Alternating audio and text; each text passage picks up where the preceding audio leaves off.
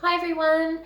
Today I'm going to be reading to you the story called Florette by Anna Walker, and this would have to be one of my favourite stories, so I hope you enjoy it too. When May's family moved to a new house, May wanted to bring the garden with her. Her mum said she could make a new garden, but there was no room among the crowded rooftops for apple trees and daffodils.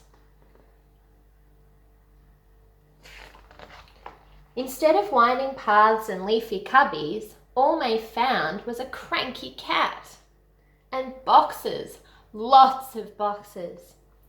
May missed playing with her friends, listening to the apple tree birds and gathering things for her treasure jar. She longed to chase butterflies in the wavy grass. But the rain washed everything away. She tried setting up a picnic until the apple tree fell over and the daisies went missing. Poor May. May was sick of those boxes.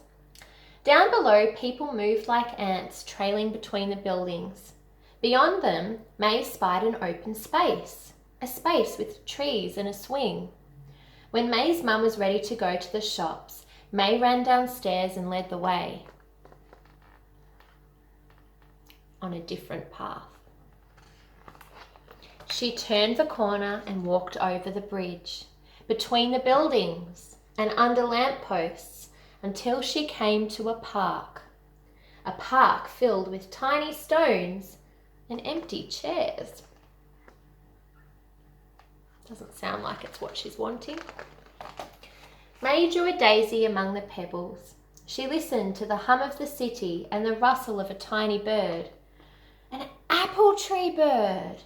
May ran as the bird took flight. She followed to see it disappear into a leafy forest. Wow, doesn't that look magnificent? But the forest was closed. May waited and waited. The bird didn't come out. May stared at the entrance for a very long time. Then she noticed a stalk of green peeping through a gap, just here.